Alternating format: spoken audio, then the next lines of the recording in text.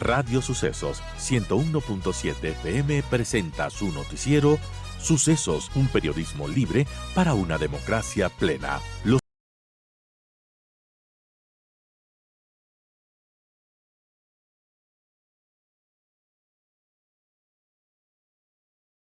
Y bueno, vamos a hablar acerca de una decisión polémica que ocurrió el 3 de octubre.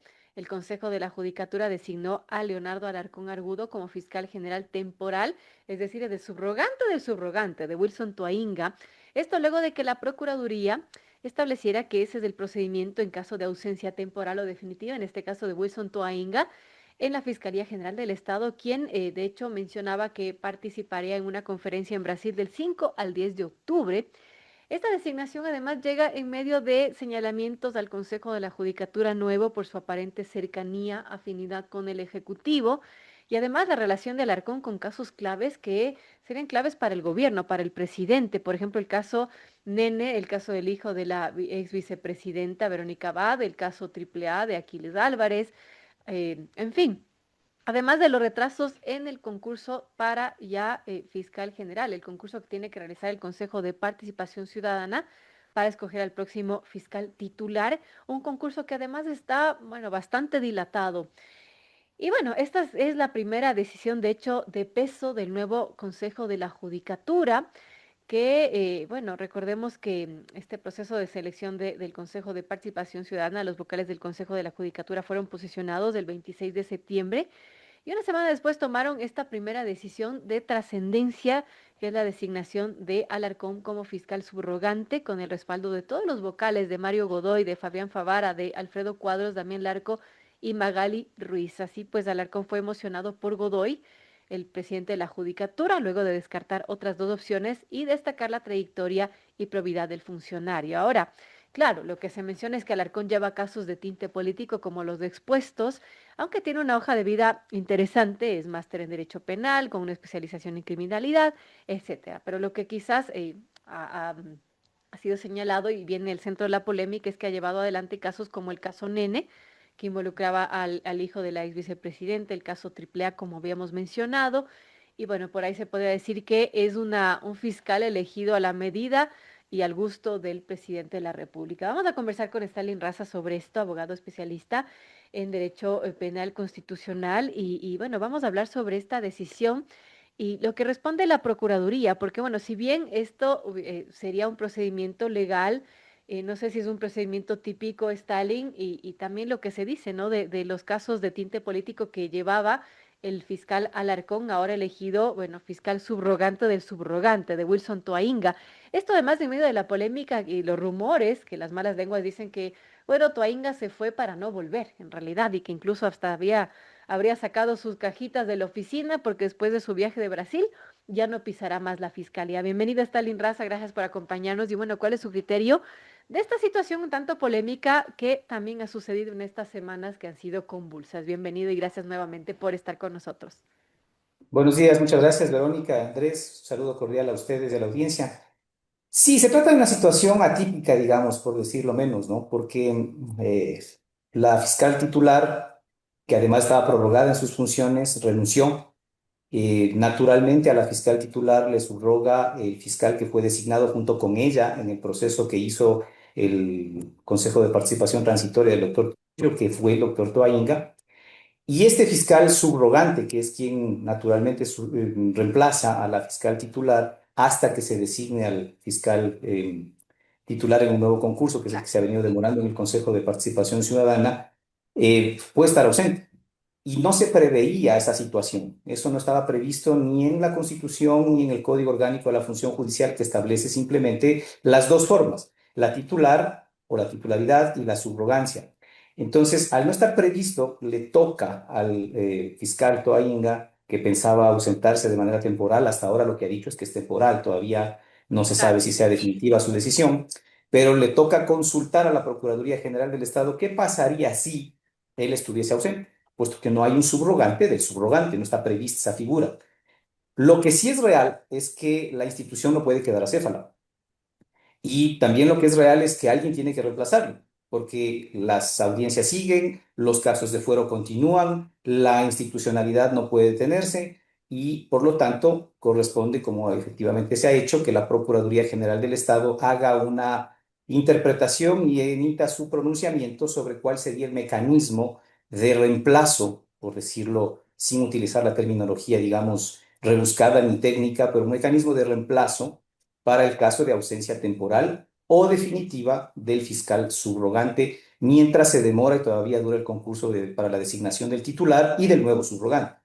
Y entonces lo que la Procuraduría ha hecho es, se puede hacer un encargo a un fiscal de la carrera que reúna los mismos requisitos de un subrogante que están previstos en la ley, que es tener la más alta calificación y pertenecer a la más alta categoría de la carrera fiscal.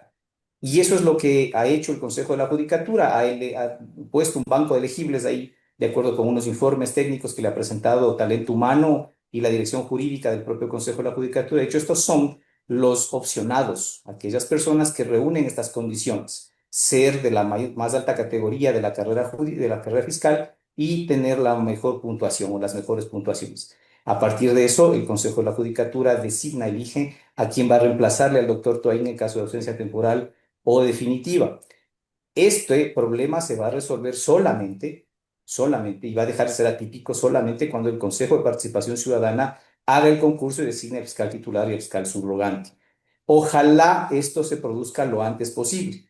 Yo tengo algunos reparos, algunas críticas al dictamen de la Procuraduría General del Estado, me parece que enreda y confunde ciertas cosas, pero digamos en últimas lo que hace es dar una salida para una situación que es inevitable. No se puede dejar a la institución en acefalía. Claro, importante. Bueno, es una situación entonces atípica, pero legal porque está avalada por la Procuraduría General del Estado. Ahora, esta decisión ha provocado reacciones, por ejemplo, en la cancha política. La bancada de la Revolución Ciudadana ha calificado esta designación como un golpe contra la independencia judicial. Hay asambleístas de la RC que consideran que no era un trámite ordinario y que la judicatura se excedió en sus funciones y que a su criterio lo que correspondía era que el CPCS agilice esta designación definitiva. ¿Cómo ve usted estas reacciones que se han dado?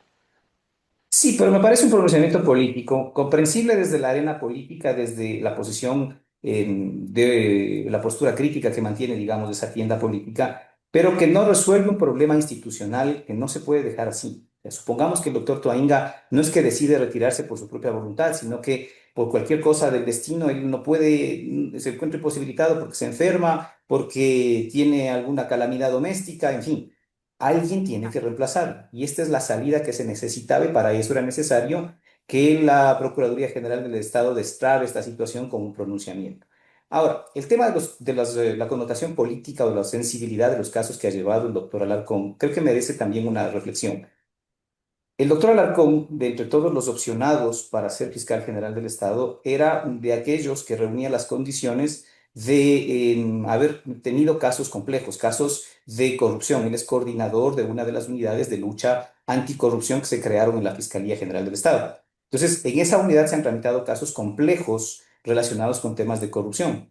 Y Claro. además, por su especialización en criminalidad compleja, el Consejo de la Judicatura ha estimado que él reúne estas condiciones profesionales y técnicas como para hacerse cargo de los temas que están pendientes de resolver. Porque recordemos que al fiscal general que le reemplace al doctor Toainga en caso de ausencia temporal o definitiva, le va a tocar conocer, hacerse cargo de seguir tramitando casos como Metástasis, casos como Purga, como Plaga, casos Las Torres, casos Sinohidro, que se encuentran con fuero de la Corte Nacional de Justicia. Porque a él le va a tocar entenderse, a quien reemplace al doctor Toainga le va a tocar entenderse con los casos que conoce la Corte Nacional de Justicia, que antes estaban a cargo de la doctora Diana Salazar y que hoy están a cargo del doctor Toainga, ¿cierto? Entonces, claro, me parece que esas son las consideraciones que llevaron a que el Consejo de la Judicatura diga, una persona de este perfil es la que se necesita para que se haga cargo de esos temas.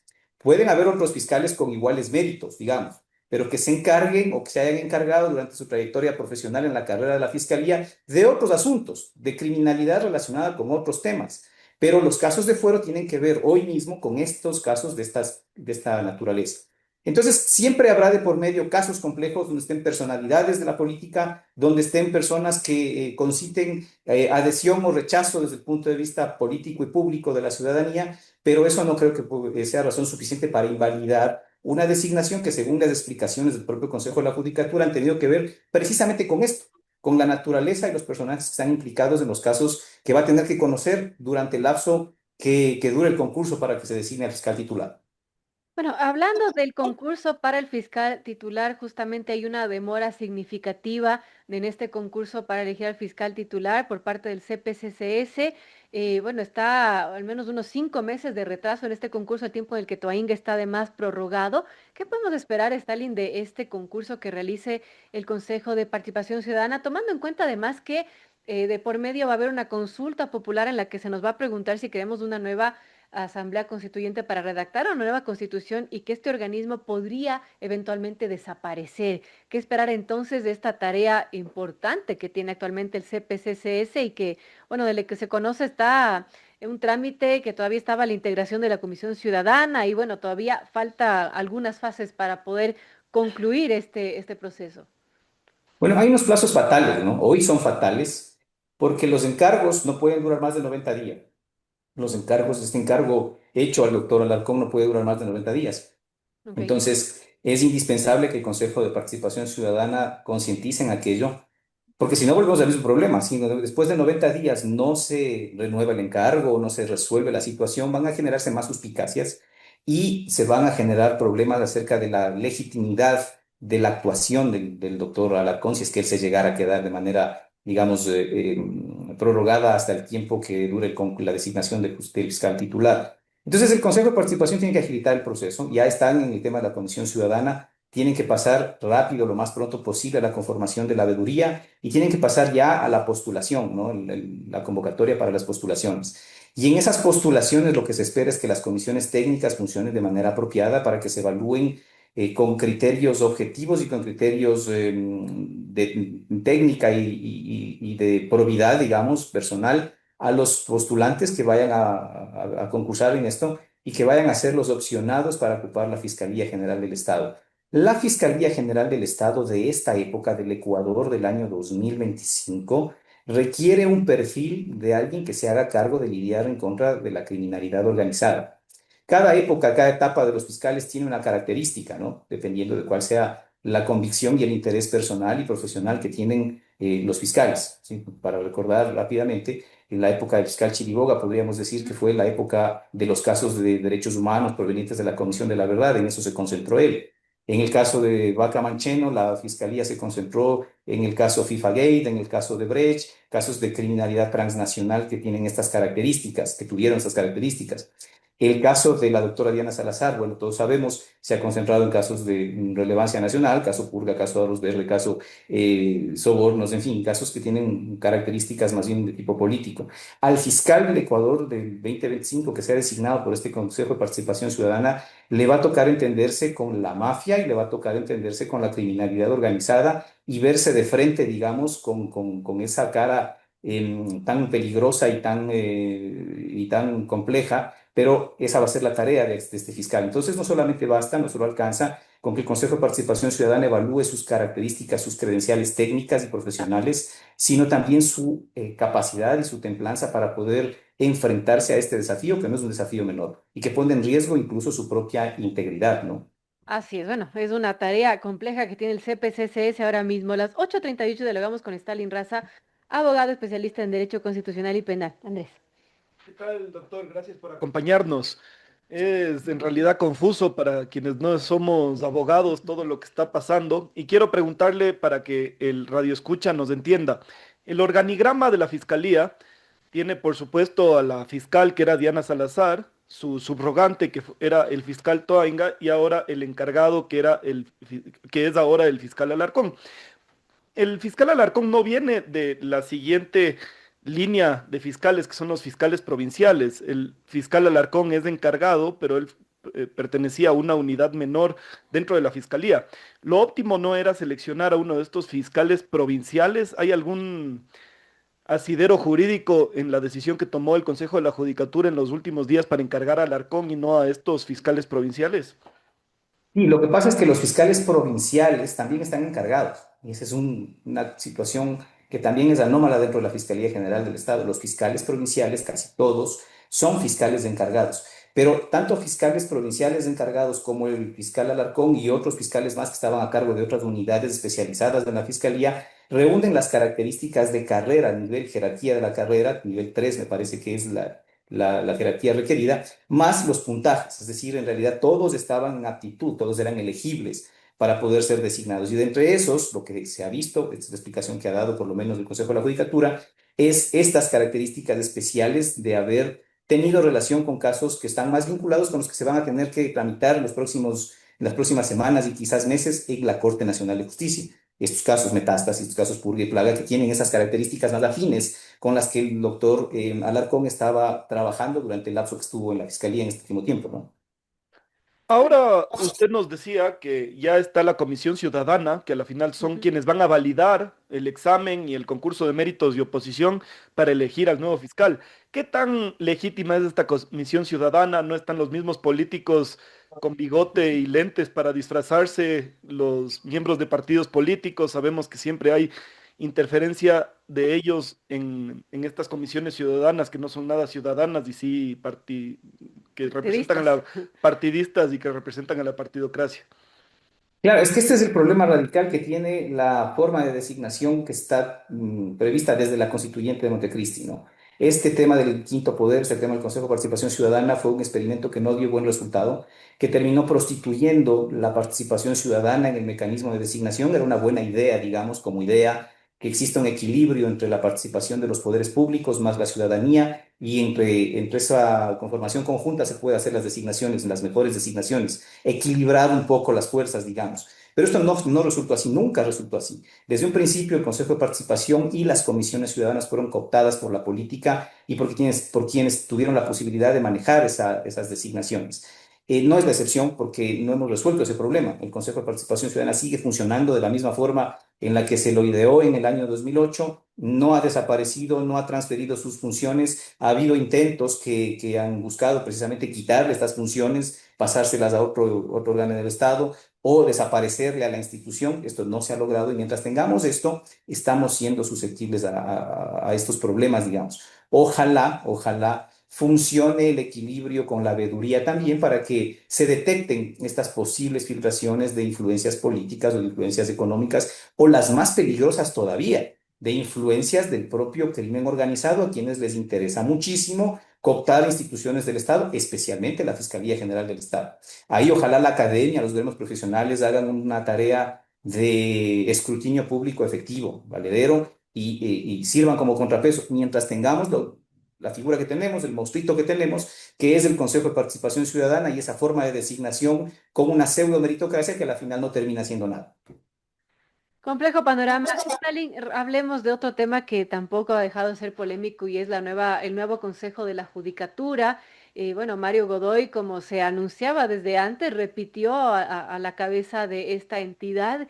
Y bueno, él ha sido también señalado con una supuesta cercanía con el gobierno del presidente Noboa. Y bueno, la nueva judicatura también tiene tareas importantes, por ejemplo, la elección de los 10 nuevos jueces de la Corte Nacional de Justicia. ¿Qué podemos decir sobre esto? ¿Qué expectativas hay desde, bueno, el gremio de abogados, desde los abogados que ejercen su profesión libremente sobre esta designación que está pendiente desde hace algún tiempo, de la que ha habido algunos concursos fallidos y bueno, ahora tiene esta nueva judicatura esta tarea importante? Las últimas gestiones, digamos, del Consejo de la Judicatura le han dado muy mala propaganda a esa institución, ¿sí? Recordemos la metida de mano de la justicia de la que fue endilgado el doctor Yalco en su momento. Así es. Recordemos la gestión que hizo el doctor Wilman Terán en el suyo y las consecuencias incluso penales que le han acarreado el doctor Terán, la tarea realizada en el Consejo de la Judicatura, la gestión realizada por la doctora la persona que le antecedió al doctor Terán, ¿sí? Entonces, siempre se ha dado esta sospecha de metida de la mano de la justicia a través del Consejo de la Judicatura. Yo creo que hay que entender, y este es el desafío que tienen las actuales autoridades del Consejo de la Judicatura, el verdadero rol y darle, resignificarle, volverle a dar el verdadero rol que tiene ese consejo. Ese consejo es la entidad que se encarga de la parte administrativa, que se encarga de la parte de recursos humanos, que se encarga de emitir las políticas públicas en el sector justicia y que se encarga del tema disciplinario. No se encarga de nada más. No se encarga de administrar justicia, no se encarga de interferir en procesos jurisdiccionales, no se encarga absolutamente de nada de aquello.